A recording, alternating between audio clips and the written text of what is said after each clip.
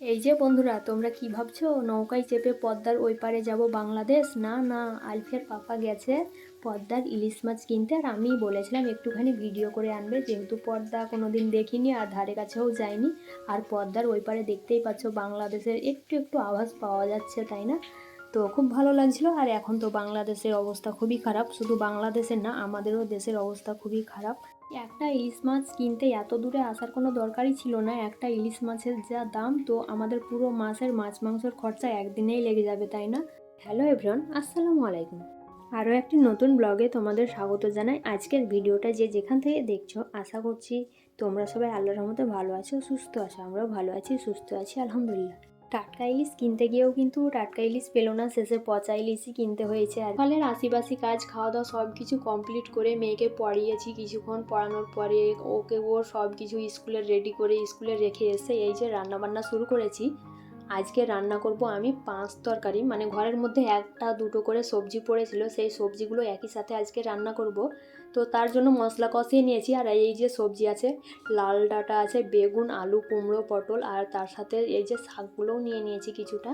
তো একই সাথে সব কিছু রান্না করলে বেশ ভালো লাগে। আর এর সাথে যদি একটু বড়ি হতো, মানে যে কালো কালারের বড়ি হয়, সেটা যদি হতো আরও জমে যেত এই সবজিটা আজকে, মানে খুবই ভালো লাগতো। কিন্তু নেই, তাই যা ছিল তাই আজকে রান্না বান্না করে নিলাম। তো যাই হোক, আর এই যে সব রকম সবজিগুলোকে ভালো করে কষিয়ে নেওয়ার পরে গরম পানি দিয়ে এখন ঢাকা দিয়ে রেখে দিব। আর ওদিকে ভাত বসিয়ে দিয়েছি। এই যে ফ্রিজ থেকে বের করে নিয়েছি মাছ, এখন ভালো করে ধুয়ে পানি ঝরিয়ে নিব। মাছের পিসগুলো দেখতেই পাচ্ছ, অনেক বড় বড়, কেটে নিতে হবে। জীবনে প্রথমবার সর্ষে ইলিশ রান্না করব, তার জন্য কিন্তু সর্ষে নিয়ে নিয়েছি 4 চা চামচ মতো, মানে বলতেই হাসি লাগছে আর কি। তো সর্ষেগুলোকে আমি ভিজিয়ে রেখে দিলাম পানি দিয়ে কিছুক্ষণ। আর এদিকে মাছে লবণ হলুদ দিয়ে দিব। তার আগে কিন্তু মাছগুলো আমি কেটে নিয়েছি, বড় বড় পিস ছিল। দেখা যাবে কি, মাছ এক পিস যদি না খেতে পারি তো পুরোটাই নষ্ট হবে, তার মানে আধা আধা করে নিয়েছি। একটু একটু করে খাবো তাও ভালো, যদি না পারি তো আলফিয়ার পাপা পুরোটাই খাবে মাছগুলো। আর এদিকে আমি সর্ষে বেটে নিব, তার সাথে দিয়েছি 2টো লঙ্কা আর লবণ দিয়ে দিব।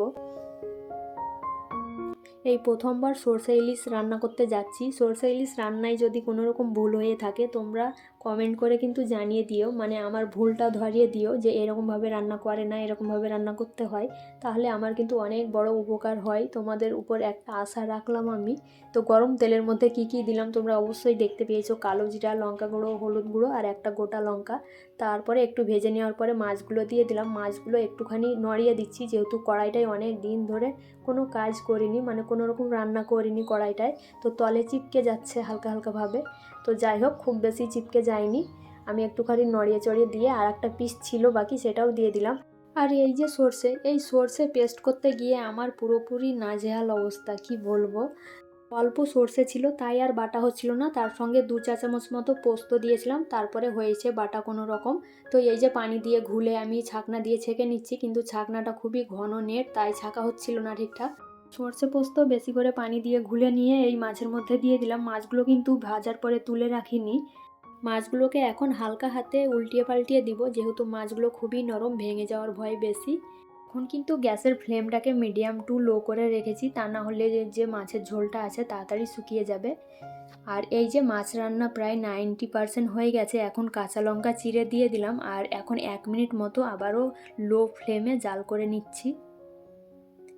এই যে আমার রান্না হয়ে গেছে। তো ফাইনালি আমি সর্ষে পোস্ত ইলিশ রান্না করা শিখে গেছি, আর খুব সুন্দরও হয়েছে। এই প্রথমবার রান্না করলাম আমি সর্ষে পোস্ত ইলিশ, মানে কি বলবো, মানে পোস্ত দিয়েছি তার জন্যই পোস্তটাকে টেনে আনতে হচ্ছে আর কি। তো এত সুন্দর রান্না হবে ভাবতে পারিনি। যাই হোক, মাছের গ্রেভিটা দেখতেই পাচ্ছ কত সুন্দর হয়েছে। তো বছরে একবার ইলিশ মাছ খাবো, তো সেটা তেল ঝাল নুন সব কিছুই হবে, তাই না? তো তার জন্যই লাল লাল করে রান্না করেছি। রান্নার পরে যে কত রকম কাজ থাকে, সব কিছু কাজ কমপ্লিট করে এই যে দুপুরের খাওয়াতে চলে এসেছি। মানে গরম ভাতের সঙ্গে 1 পিস ইলিশ মাছ, মানে সর্ষে ইলিশ, মানে এই কথাটা শুনতে খুবই সুন্দর লাগে, সুন্দর একটা মানে কথা, সর্ষে ইলিশ গরম ভাতের সঙ্গে। তবে খেতে আজকে কেমন লাগে সেটাই দেখা যাবে, যেহেতু প্রথমবার খাচ্ছি। আর আলফিয়ার পাপা হয়তো খেয়েছে, আমি কিন্তু প্রথমবার খাচ্ছি, আমার মেয়েও প্রথমবার খাবে। তো যাই হোক, ওকে একটা বড় পিস দিয়ে দিলাম। আমি কিন্তু একেবারে ছোট পিসটা নেব, যদি না খেতে পারি তো নষ্ট হবে না, আলফিয়ার পাপাকে দিয়ে দিব। তো যাই হোক, ছোট পিসটা নিয়েছি। আর গ্রেভিটা খুবই সুন্দর হয়েছে, গ্রেভিটা আমি একটু বেশি করেই নিব, আমি খেয়ে দেখেছি গ্রেভিটা আগে থেকেই।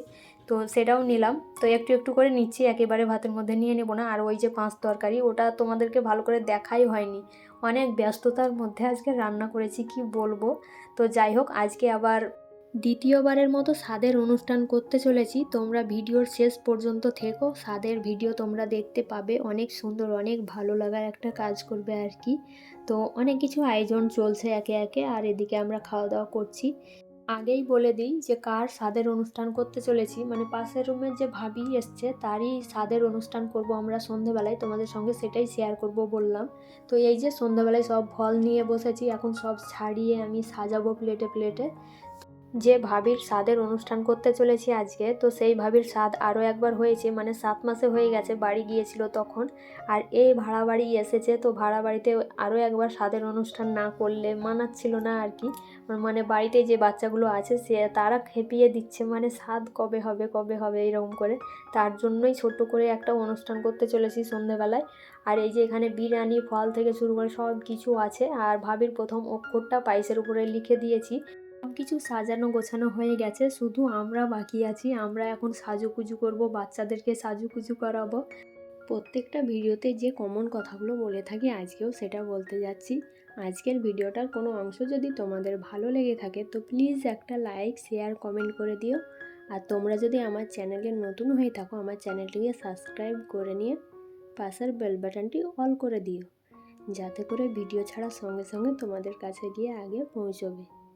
তোমরা যদি চাও তোমাদের ফ্রেন্ড এবং ফ্যামিলির মাঝে আমার ভিডিওগুলি শেয়ার করে দিতে পারো। বাইরে থেকে খাবারগুলো এনে ঘরে সাজিয়ে দিয়েছি, এখন ভাবিকে বসাতে হবে খাওয়ানোর জন্য। আর সবাই কিন্তু আমরা লাল শাড়ি পরেছি, বাচ্চাদেরকে লাল ড্রেস পরিয়েছি। বাচ্চাদের রিকোয়েস্টে আজকে আমাকে শাড়ি পরতে হয়েছে, তবে এই 6 বছর হলো এই ভাড়া বাড়িতে আসা, একটা দিনও আমি শাড়ি পরিনি, কেউ দেখেনি আমার শাড়ি পরার। আজকে প্রথম শাড়ি পরলাম এই বাড়িতে, শ্বশুর বাড়িতে পরেছি অনেকবার শাড়ি, তো কেউ দেখেনি শাড়ি পরা আমার। সবার মুখে একই কথা, তোমার শাড়ি পরা আজ পর্যন্ত দেখতে পাইনি, কেমন লাগে দেখবো শাড়ি পরো। শাড়ি পরার পর গয়নাগাটি পরলে বেশি সুন্দর লাগে, তবে একটাও গয়নাগাটি আমাদের এখানে কিছুই নেই, মানে একটা শুধু পাতলা রিং পরে থাকি ওটাই। তো যাই হোক, ভাবিকে বসিয়ে দিয়েছি, এখন খাওয়া দাওয়া করাতে হবে। তো যে বড় সব থেকে সে আগে খাবে, তারপরে আমরা খাওয়াবো। ভিডিওটা দেখে কিন্তু কেউ চলে যাবে না, মন খুলে ভাবি আর ভাবির বাচ্চার জন্য সবাই দোয়া করবে। আর আল্লাহ যেন ভাবিকে একটা নেককার, সুস্থ, সবল সন্তান দান করেন, আমিন। যার জন্য এত সব কিছু আয়োজন করেছে সে তো কিছুই খেলো না, বাচ্চারাই খেয়েছে ফলমূলগুলো। আর এই যে আমরা শেষে এখন বিরিয়ানি খাচ্ছি সবাই মিলে। আর ভাবি বিরিয়ানি রান্না করেছিল, অনেক মজা। তবে আজকের মতো বিদায় নিচ্ছি, আসসালামু আলাইকুম।